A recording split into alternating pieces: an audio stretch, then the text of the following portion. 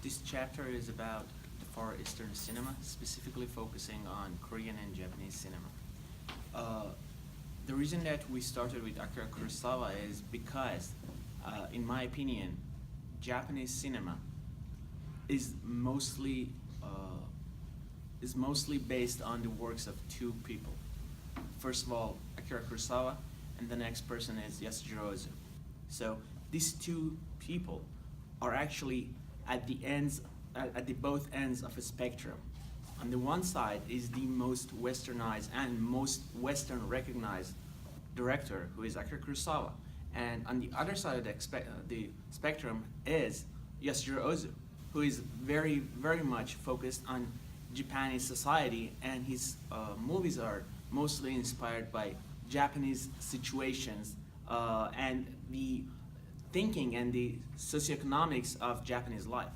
However, in Kurosawa, the majority of the themes and also the ideas are coming from the West. If we look at the characters of these two great directors, we see in Kurosawa all the people in the movie are actually kind of trapped in a socioeconomic situation in Japan, which they did not choose. And this socioeconomic situation is kind of pushing them down.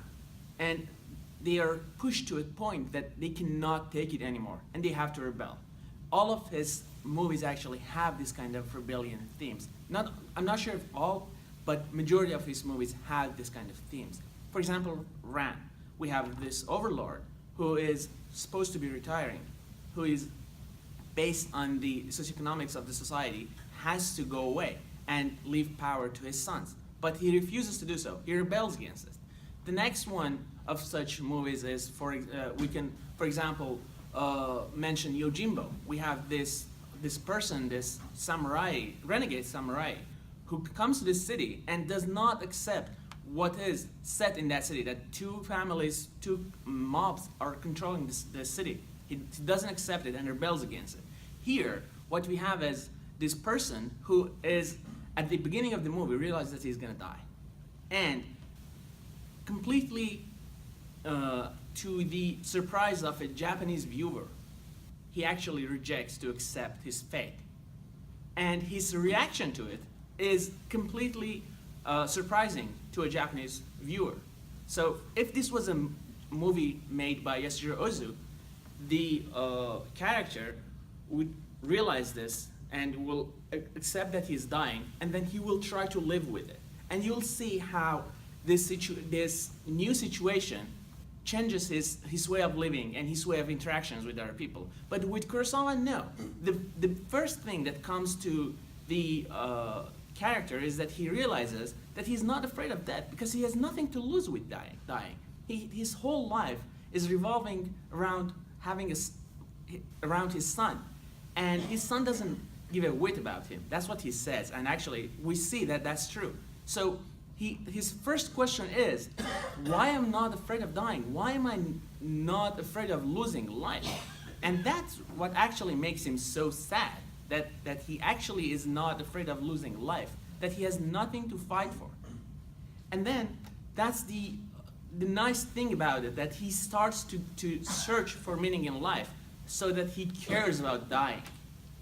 And from there, the movie takes a new dive. So we start to see that he tries to confide in his son. At the beginning, he goes into the room of his son and sits there, just in an area that is surrounded by sun. Son comes in, and he realizes that his son is the last person he should go to, because his son does not care at all about him. Actually, his son is wishing he's dead somehow. So the next thing he tries to find is pleasure. Is what is worthy in life? Is it pleasure? And he looks for pleasure, and he realizes after a couple of nights of taking full pleasure that no. And he sings that song, that death song again, and we realize there by his expressions in his face that no, he did not find pleasure to be the meaning in life. And then next day he actually finds the meaning in life, and that's human companionship somehow. He goes out with this really nice girl. He cares about her. He tries his best to connect with her. And then when he finally connects, when that moment he grabs the toy, the rabbit, the small white rabbit toy, he realizes that what is the meaning of life.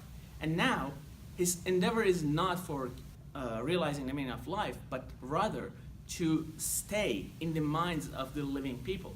So there's two aspects to life. The outward aspect as for you as a person, that you want to care about life, and the next thing is you want others to care about your life. And specifically, you want them to remember that you were here. And that's what he starts to, at that moment, he starts an endeavor to create a public park so that he will be remembered through this. And the rest is history. We know how he tries his best to change two things. First, to change the city with creating this public park and to leave his mark on the city. And the next is he tries to change the lives of his colleagues, which the next one he fails at. And we realize this at the end of the movie. We see that the bureaucrats are the bureaucrats till then. But he is actually able to, but notice that the movie, although the movie shows one last shot of the bureaucrats, but the movie does not end there. The movie ends with a shot from the park that wants to give us the impression that although he failed at his secondary mission, which was to change the life of bureaucrats around him, but he actually succeeded in leaving a mark in the city and being remembered by some people that are living. I want to go back to Kurosawa and talk a little bit more about him because this is the last movie we see from him. Kurosawa's movies are mostly inspired by Western-themed ideas. That's why in Japan, actually, to the surprise of many people, when you go to Japan, Japanese people are not crazy about Kurosawa. Really. Because they think that he's too Western. As opposed to, as I said, the other side of the spectrum, Yasujiro Ozu, who is actually the most favorite director in Japan. And most of the contemporary Japanese directors take after Yasujiro Ozu rather than taking after Kurosawa. So, and we see this is true actually. For example, this movie was inspired by the death of Ivan Illich, as our friend pointed out. His other movie, for example, Ran, is inspired by King Lear of Shakespeare. Another movie, for example, Throne of Blood, is inspired by Macbeth. The Lower Depth is inspired by The Lower Depth by the great Maxim Gorky. Another movie of him, The Idiot, is again a remake of The Idiot of Dostoevsky. So he takes great works of literature from the world literature, but the great thing about it is he makes them Japanese. So if you never knew about the book of The Death of Ivan Illich, you have no idea that this is taken from a completely different society. The main source of this happened in Russian society, but he takes it and he brings it into Japanese society, and he does it so well that if you did not know about the death of Ivan Illich, you would never notice that this is taken from that. And this is a great work. This is what makes Kurosawa one of the best in history. And that's it. Okay, thank you.